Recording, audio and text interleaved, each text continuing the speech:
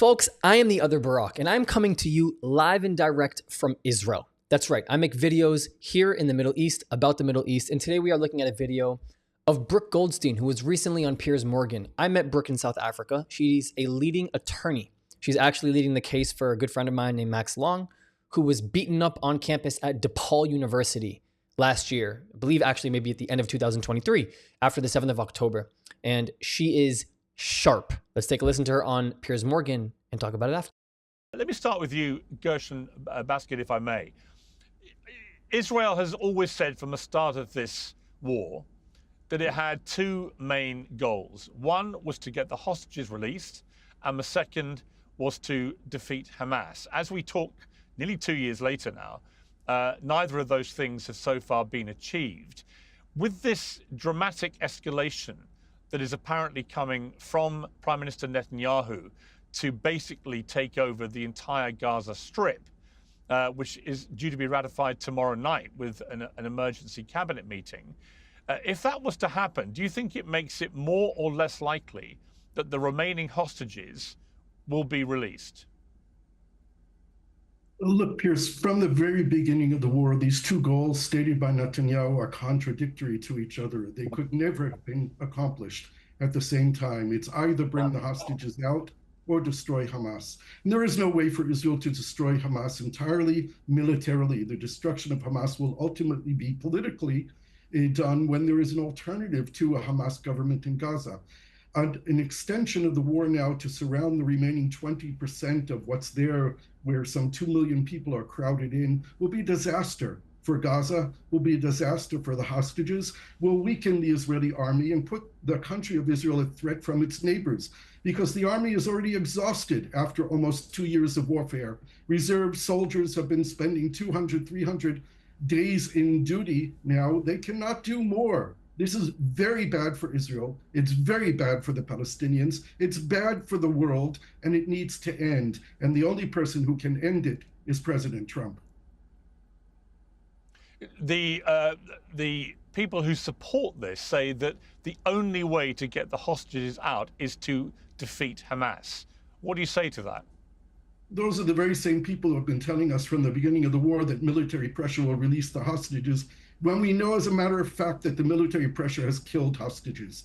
There are hostages that have been killed by Israeli bombing. There are hostages that have been executed by Hamas when Israeli soldiers were approaching tunnels. This is a sure plan, 100% plan to get the remaining hostages killed. They will either die from starvation or be executed by Hamas or killed by Israeli soldiers. Okay, Brooke Goldstein, you're pulling faces there, but this is somebody who's an experienced Israeli hostage negotiator. Why would you think you know better than he does? Well, you're putting words in my mouth, Piers, to start. I haven't even begun speaking, and you're telling me that I think I know better than him. But I'm just listening to the absurdity. Well, you were smirking at it with respect, Brooke, with respect, you were smirking at his responses. So yeah, I'm drawing conclusions that you were finding them worthy of a smirk. So That's basically what the pro-Palestinian movement does. They judge a book by its cover for its face value without any added context. And Piers Morgan has somehow found a really good way to do that, get a lot of views and make a lot of money doing it, which is why he continues to do it. But God forbid someone were to do that to him.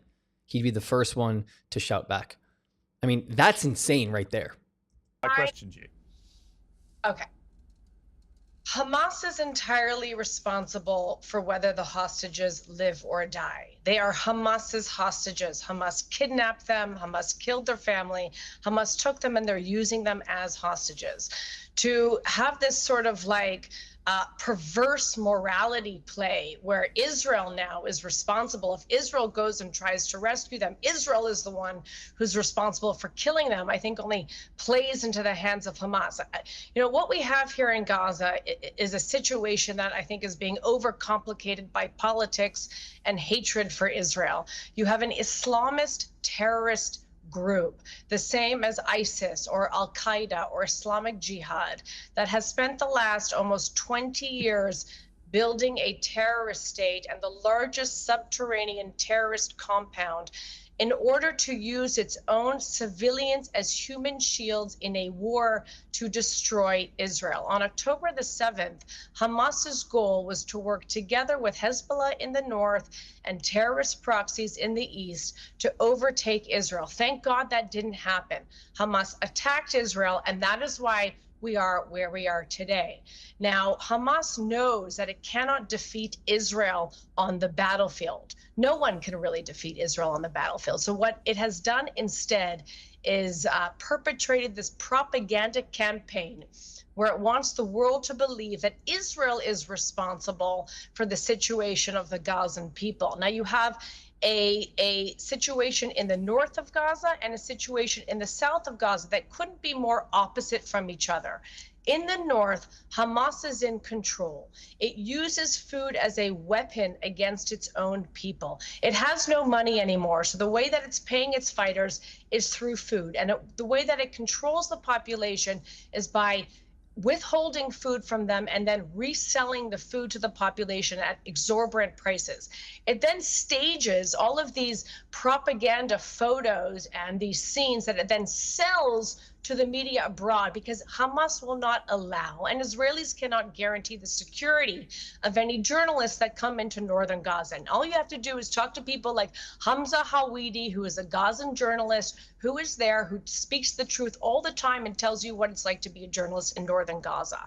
Contrast that to the south, where we have the Gaza Humanitarian Foundation, which Hamas is daily attacking and shooting rockets at and killing the people who are distributing aid to the Palestinian Gazans in the south. And there's no food shortage there. Now, what is so appalling to me is that the world is preventing Gazans from leaving. Why is it in any other conflict? You know, in the conflict, for example, in the Ukraine, we had 8 million people flee.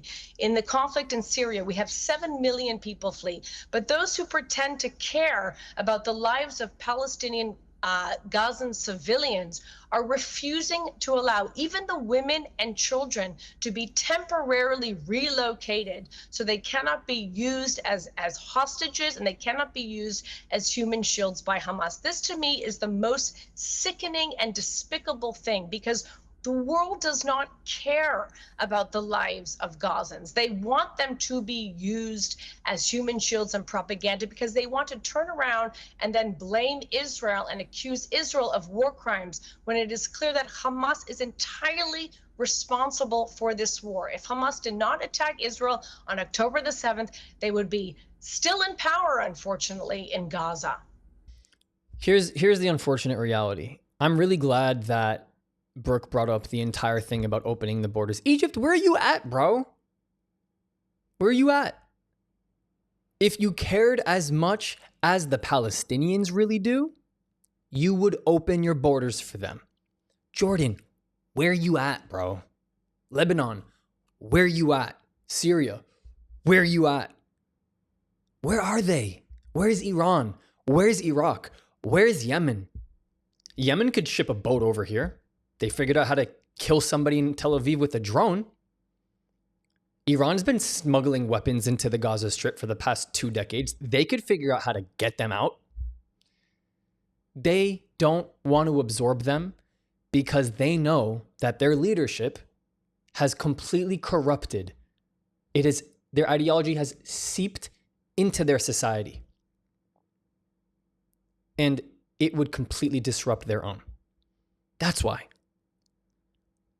And by allowing them, meaning these neighboring Muslim countries, Egypt, by allowing the Palestinians to stay there, they allow them to continue to suffer. And as long as they allow them to continue to suffer, they allow more pressure of the world to be applied against Israel. That is why Egypt won't open up its borders, people. They see what happens when they make the Palestinians suffer. Not that they want to help them in the first place, because if it really mattered most, like if their top priority, if Egypt's top priority was to help their Muslim brothers and sisters inside of Gaza, forget how much pressure they would want applied to Israel. They would open up the borders, or they would figure out a way to get them out. Period. End of story. That's why we make a fool out of the other people across the world who stand in solidarity with Palestine because they think that Palestine is one big family. They hate each other. They kill each other. They backstab each other. They rob from one another. They steal from one another. They butcher one another. They're doing it as I'm making this video in Syria. They're doing it as I make this video in parts of Africa. They're doing it in Gaza. Right now, it is the afternoon, Sunday, August 10th. There are women, there are children running towards the aid being dropped by Israel and other countries who are willing to actually help them. And Hamas kills the people who tries to go steal that aid because they need it for themselves. It's happening right now. I wouldn't be surprised if in the past 2 or 3 hours, it already happened. Hamas will not negotiate and work with the GHF. The GHF is there to help distribute the aid. They won't work with the GHF, so the aid sits in the Gaza Strip, and then people think that Israel's starving Gaza. We could just keep doing this. We could keep playing ping pong back and forth. Not going to do you any good. Definitely not going to do me any good because I'm running out of ways to say the same thing over and over. There's only so much English we have to be able to say this in English. She's right. I'm blown away by it too. And in fact, it's actually kind of embarrassing. Like it's pathetic is what it is, because you claim brotherhood and sisterhood amongst an ethnic group of people that are clearly not displaying any of that to one another. It's actually embarrassing. It's really embarrassing. Even the ultra-Orthodox in a situation where, God forbid, if something happened to them or their communities, you would see seculars trying to help get them out. Even that. And there is such a divide between secular Israelis and Jews, Orthodox, ultra-Orthodox Israelis and Jews in Israel, in complete divide. Now, am I saying that it would be all for one? Nope, of course not. Some seculars would be like, no, not for me. Some Orthodox would be like, no, not for me. But that's because you have anomalies wherever you go in the world. You don't have just like Mr. Beast was just talking about it on his interview with Lewis Howes. I don't know how many billions of people every single month see his videos. You're going to get mixed opinions, different groups of people, different backgrounds, different genders, different races, different ethnicities, different cultures, like there's so many different factors that contribute to how somebody thinks and perceives him and his video and his content and what they're going to like and not like. The same thing in a situation where you even have internally within the Jewish community, 2 groups of people. You're going to have people, the outliers in that data set that just don't fit the narrative that I'm telling you, but that's a minority. That's the important aspect and the point I'm trying to make. Those are minorities. The majority would do it. And what we're seeing now inside of the Muslim Brotherhood and Sisterhood is not the minority saying no. It's the majority saying no. The majority is Egypt, Jordan, Yemen, Syria, Lebanon, Iran, Iraq. None of them are opening their doors for them, bro. How is that not telling? It's smacked in your face. It's the data that you need. Every human being should be asking that question. Condemn Israel. You think Israel is going to avoid getting condemned? Of course not. You're delusional if you think so. They will always get condemned. We will always have to fight this fight. Put that to the side. Ask questions on the other side of the conversation. Where is the accountability there? Once you start asking those questions, I'm willing to have dialogue. Because I do get on here in this platform and I talk about the imperfections of Israel a lot. A lot. I talk about it a lot. Where are yours? Where are yours? It's a two-way street. Thank you so much for all your support. Links in the description here in this video to be able to support me in this channel. I love all of you. Here's a note from me. Here are 4 ways you can help us grow if you believe in our mission. On Buy Me a Coffee and PayPal, you can directly contribute to helping this message grow and reach more people across the world. If you want to join the inner circle, join our Patreon with different tiers, and of course, our Discord community, which is free with people from all across the world. The links to every single one are in the description. And last but not least, to the other Brock community, I love you. Ani ohev otchem. I'll see you guys next time.